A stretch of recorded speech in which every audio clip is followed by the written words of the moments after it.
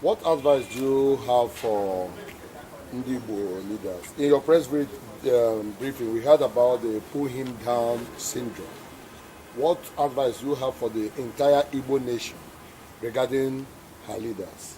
I think this syndrome of pull him down has characterized our political space. And that is why we need to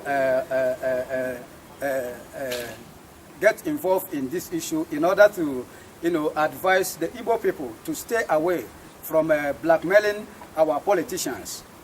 We are not saying because of any person is involved, but we are saying that we have had such a thing in the past where Igbo prominent politicians are being blackmailed just because you don't want him to go up, and that is why we are nowhere at the national politics. So what I'm advising our people is to stay away from such blackmail.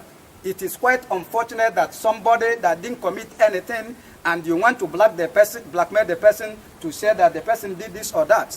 We had in the past, during the 2011 election, we heard that the former governor of Imo State, Ikedi Ohakim, beat a reverend father. It was a total blackmail from PDP that time, from opposition party that time. And before you know it, today we are aware that Mbaka have apologized that the young man never did such a thing. And today another blackmail is going on against him. I think Ikedi Ohakim is a prominent, illustrious son in Igbo land. The Ohanaeze Youth Council will not tolerate any blackmail from anybody as far as you are a leader in Igbo land. That is what we are talking about. We don't want to hear this thing again. We are telling the world, we are telling individual, we are telling group to stay away from blackmailing Igbo leaders. Enough is enough. That is what we are saying. At the end of everything, what we are talking about, the way we can advance Igbo politically, as 2023 is fast approaching. So we don't want this syndrome of pull him down. We don't want this syndrome that this person did this and this person did that. We don't want it in Igbo land again.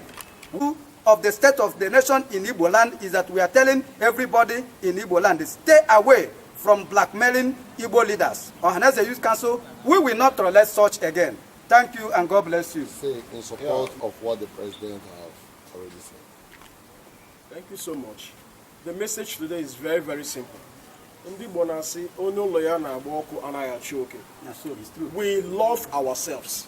I want you to be on record today that we, Igbos, love ourselves. Nobody can make us think less of ourselves. In time past, people can give 1,000 reasons why they think Igbo do not love ourselves. But we, as Igbos, know that we love ourselves. It is only a minute few that leads themselves to be used by the paymasters, and therefore selling a bad image of the Igbo nation. But that is unfair. That is not true.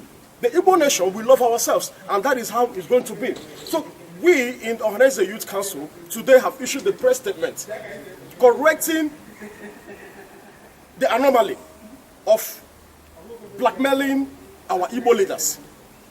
We love ourselves, and our Igbo leaders will take us to the height we are supposed to be in this nation. So I am saying that anybody involved in any kind of blackmail on our leaders should refrain or face the wrath of the Ohanaeze Youth Council. That is the only message we have come to issue today. Ms. Chinere has been given 2 weeks ultimatum to refrain and apologize publicly through the same means she went to report herself to apologize to Chief Dr. Ikedi Ohakim, whom she has offended. Thank you so much.